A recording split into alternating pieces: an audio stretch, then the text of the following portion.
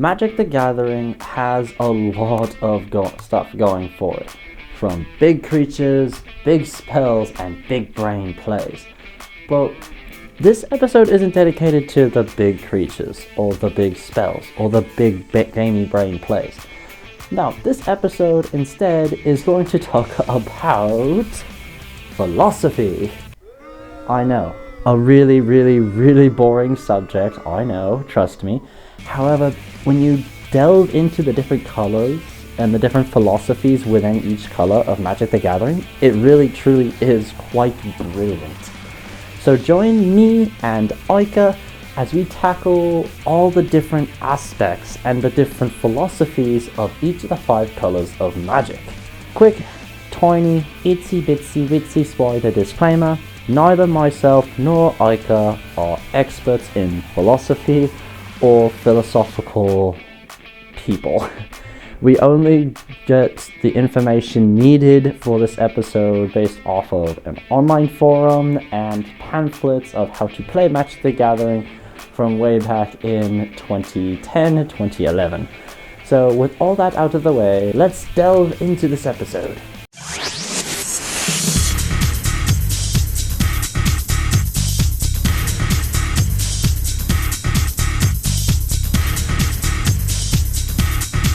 So a lot of you guys know on this channel where we have played Magic and have talked about Magic, you guys probably have been aware that Magic's most iconic mechanic is colors. Ranging from the strongest of red burn spells to the most life-gainy of life gain in white. But that's not all what the game is meant out to be new. Between all 5 colors, each color has a uniqueness to it. It has a unique feeling, a unique desire, goals, ambitions. Each one of these colors are strong in one category and completely weak in another category. And they're just overall how they intermingle and how they interact with each other. It's really cool. Now, before we get on to this episode, we're not going to cover every aspect of each of the colors. We're just going to go over the broad strokes, the big what this color is, strengths, weaknesses, what's it good at, what's it bad at. We'll go in Ruberg order, and we'll start off with white.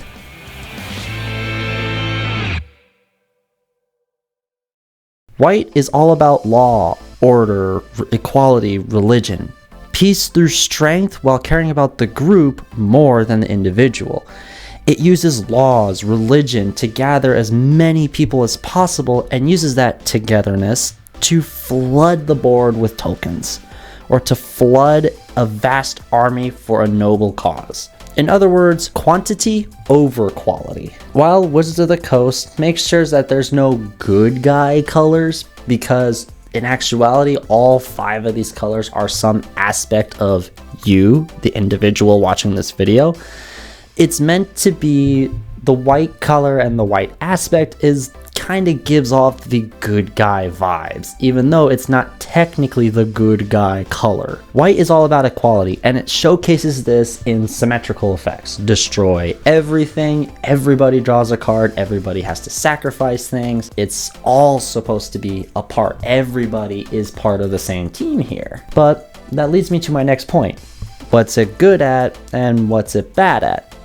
Well, for starters, it's really bad at drawing cards. Solid card draw. While yes, white does have card draw in Cut a Deal and Secret Rendezvous, it's not straight enough card draw that would give you some sort of advantage. However, when you look at cards like Mentor of the Meek, yes, it is your card draw, but look at what you got to do in order to get that card draw. First, you have to have a creature with at least power 2 or less to enter the battlefield and to stay on the battlefield. On top of that, you have to have 1 additional mana floating just to draw a card. So at first, this doesn't seem like a big enough issue. Rascal made a whole mural deck and he was practically front and center for card draw. But what is it good at? Like, what's it really good at? Life is the king when it comes to life gain and flooding a board full of tokens. Cat practically said it himself in this episode. If you have 100 1/1 tokens, does it really matter that there are only 1/1s? Not to mention, white also has access to some of the more stronger keywords that are in the game. First strike, double strike, vigilance, lifelink. Some very, very, very strong keywords for sure. White is also strong at keeping the board clean, or at least equally clean. There's also a bunch of other effects too. Planar cleansing, wrath of God, Armageddon, humility. It wants to make sure that white is right and stays ahead. That's all it ever wants to do. It doesn't care if it loses 4, 14, or 50 soldiers.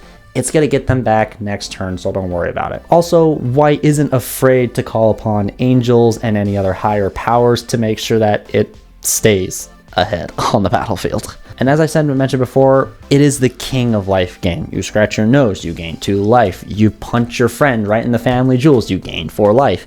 You draw a card, you gain 3 life. There's so many ways in white where you can just gain life incidentally or just passively that you'll be miles ahead of your opponent. Your opponent is going to struggle to try and even make a dent in this life total than they are at this life total. Not to mention, with all this life gain, it also has some incredible amounts of payoff. You have Griffin Airy to give you creatures, you have Angel of Destiny, which can just outright win you the game, but it is the second most powerful color when it comes to artifact and enchantment removal. But it's pretty fairly decent at bringing back things that died. So what kind of creatures does white have access to? Well, white has access to medium statted creatures. While they're not necessarily the best, they're not exactly the worst either. While they may not have the most effective or efficient creatures, they still get the job done. In conclusion, white is very much a solid, good guy, I guess, color to really put forth on your field or just to take a quick splash with it. White itself is a solid color for beginners or intermediate players, but it really unlocks its potential with other colors to fight alongside it. So with white now out of the way, let's go ahead and head back to Rascal, where he will talk about the king of card draw, blue.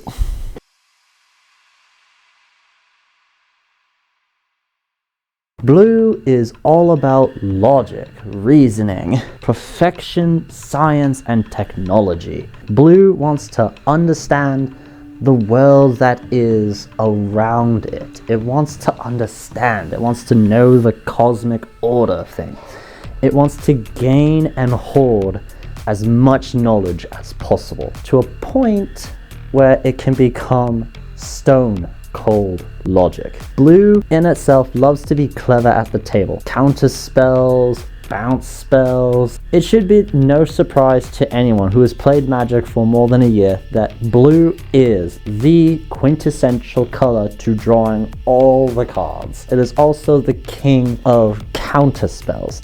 Literally counterspell this, counterspell that, counter this, counter that. No matter where you go, if you're playing blue, chances are you're either running this spell or this spell in your deck. Blue is also a very temporal color, and I mean temporal as in both time and tempo. I say it like this because you can take extra turns with no consequences, and you can mess up someone's play while they're playing the same game you are. Alongside with bouncing your spells, taking extra turns, blue is also really good at making you lose your entire library to begin with. Mill effects like this commander, which has been surging in popularity recently, and this curse. Okay.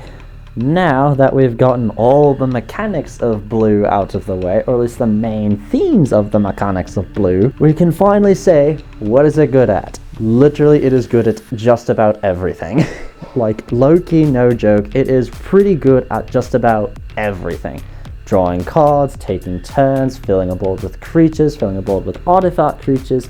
It's really good at just doing a whole ton, just very, very slow. Blue is not the fastest color. It takes some time for its master plan to come into fruition. And it's going to do this eventually. It's going to get there. It is going to get way over there, just eventually. It's thinking on how to get there.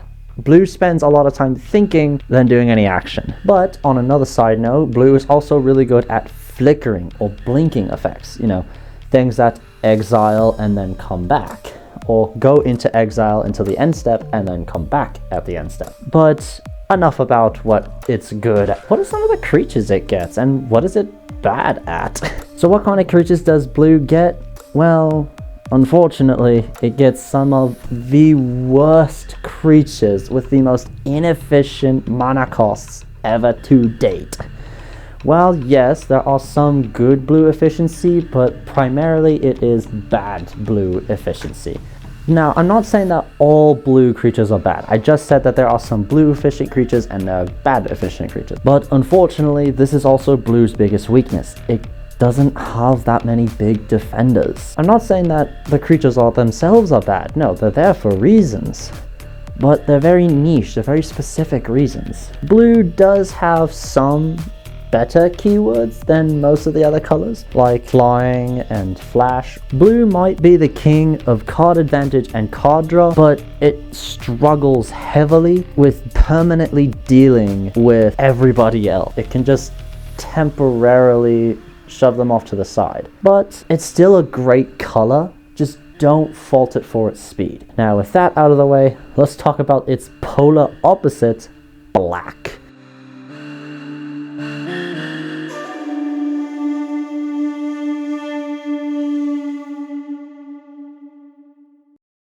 Black's philosophy can be summed up by this card's flavor text, Dark Confidant.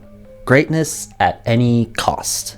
And it means it to a T. Black is willing to do whatever, however, whenever, to get as much value as it can. While black may not be the fastest color at doing this, it's pretty ambitious. It will get that creature. Black is all about self-fulfillment, pragmatism, individualism, and parasitism. It is willing to do anything to get power. This comes across as the bad guy of all the 5 of these colors, but like we said, in white, there's no real good guy, bad guy colors. It just comes across that way. While black isn't the most evil color in Magic the Gathering, it can be the most cruel or corrupted of all the colors. It's just evil in nature, not actually evil. So what are the basics of black? Well, for starters, black is the main man when it comes to both creature removal and creature reanimation. No color comes anywhere close to the amount of reanimation and creature killing that this color can put out. While white and red can technically give it a run for its money, it still doesn't compare, honestly. While white does have some good en-masse effects and some pretty good single effects, it pales in comparison to what black has. Black is also the only color that can tutor for whatever it needs. It's got so many non-conventional tutors in it that it fits basically, hey, I need a board wipe right here, right now. You have a board wipe. One last unique effect that black has that no other color has is discard. While it may not seem like a really good idea, it is when paired up with blue, can make sure that no one has a hand, a board, a field, or a library. So what is black good at and what is it bad at? Well, black is moderately good with life gain, but in an unconventional way. It would rather get life gain via vampirism than anything else. Unfortunately, black doesn't have a whole ton of enchantment or artifact removal. Unfortunately, it just doesn't hold a candle to any other color on this list, especially green, white, and blue. Black, unfortunately, as far as I know it, only has Feed the Swarm to deal with enchantments. Black also gets some moderate amount of good, solid card draw at a little bit steeper of a cost. So what kind of creatures does black get? Well, it by technicality has all the creatures, both good and bad, but primarily it gets some decent sized creatures. Not exactly the best and not exactly the worst. Black also does get its own fair share of bigger creatures, demons, hellspawn, and can amass a massive horde of zombies. So what are some of the keywords or key effects that black does get? Well, some keywords that they do get is menace and death touch. So how strong is black in comparison to all the colors? While it does seek greatness at any cost, unfortunately that any cost is typically itself. So not necessarily a good starting color for those who are coming into the game, but it is definitely the most well-rounded. But just like blue, it's not a fast color. While it struggles to go up against aggro decks, it can really shine and persevere through combo decks and control decks. Don't take this all into account when deciding when your first color wants to be. Sometimes this color may not be the most ideal choice for beginners, but it'll make sure you have something to do on your turn every turn. And now we shall move to the most aggressive color of the color pie, and that is red.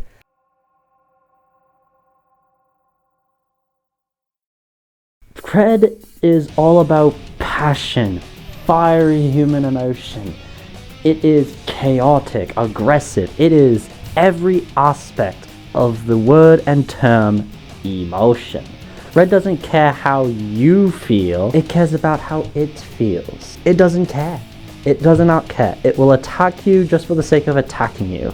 You blew up its creature, it's going to hit you back. It is basically, in all intents and purposes, the shoot first, ask questions later mentality. It is the Han Solo of the Magic the Gathering. When backed into a corner, every red mage can get unexplainably creative and get itself out of that jam, no questions asked.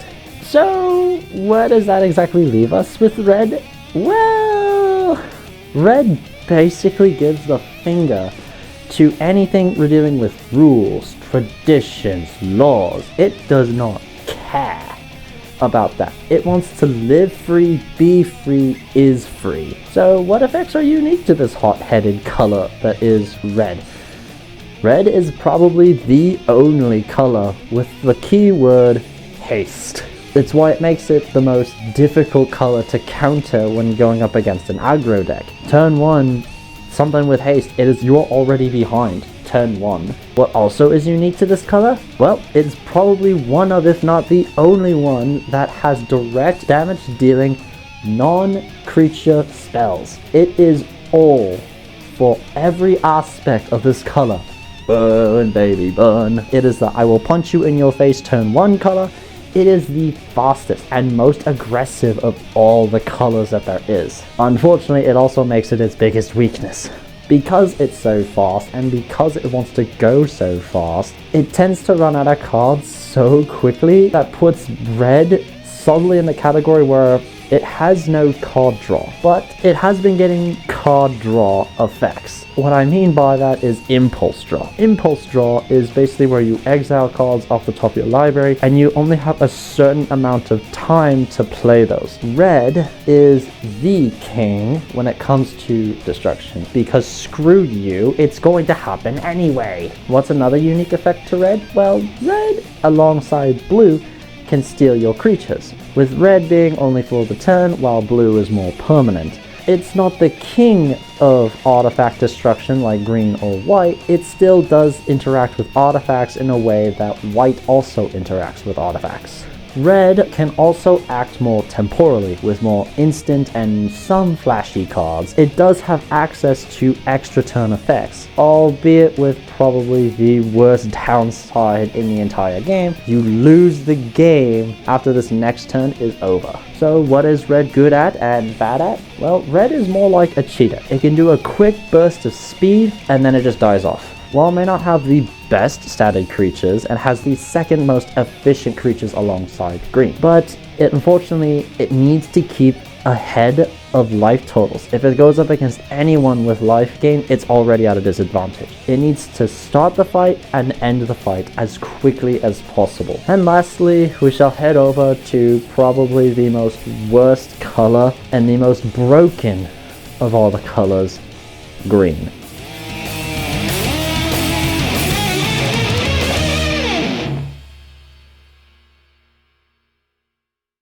What is green? Well, aside from the color of the screen behind me, green is all about nature, love of nature, creatures. It's the hippie color of everything. It wants everything to be natural. It wants you, the player, and everyone at the table to chill, bro. Within the game, green has tons of lessons about humility and being one with nature. But nature itself is very heavily flawed. So what effects are unique to this hippie, what's up going on color? Green is the only color in Magic with land-based ramp. It is the only one that can go into your library to get a land directly into play. And as I think we all know, lands are very important in Magic. It is also the color when it comes to creatures and anything creature related.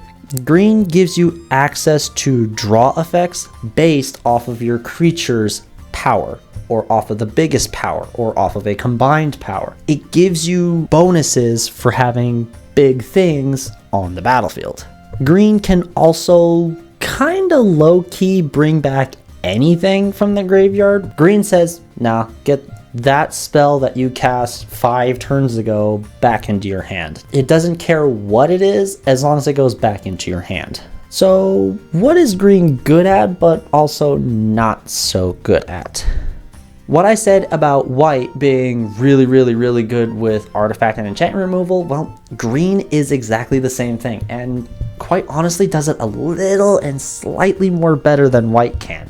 Green doesn't want you to affect the world around you, it wants it just to be the way it is. While white is really good with en masse effects, green is more of the go tall strategy. White likes to go wide while green likes to go tall. It has the most best and efficient single target pump spells within the game. Alrighty, so time for the big question. What kind of creatures does it get?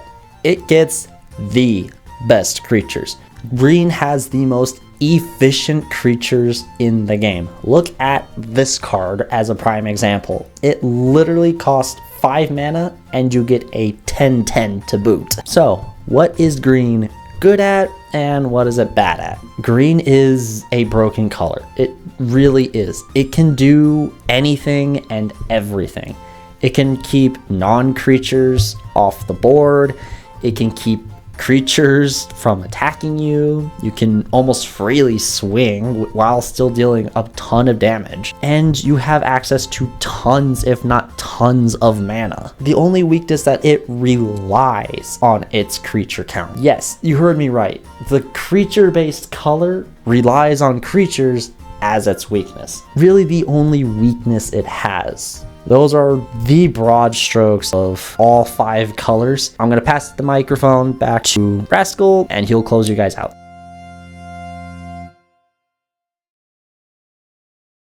And with that, the episode is at its conclusion. Thank you very much, Ika, for joining me and helping me on this episode, especially when it came to the more philosophical side of Magic the Gathering. I do have to say it does feel nice to take each color and see them as they are, but it is also good to see the pluses and the minuses of each color. I hope you guys really did enjoy the show. Hit the like button if you really like this video. If you want to see more content like this, go ahead and hit subscribe. If you want to support me so that way I can make more of these videos more often, head over to my Patreon. If you guys want to see even more content, go ahead and check out this video or this video. And with that, I'll see you guys next time on Magic Corner. See yas!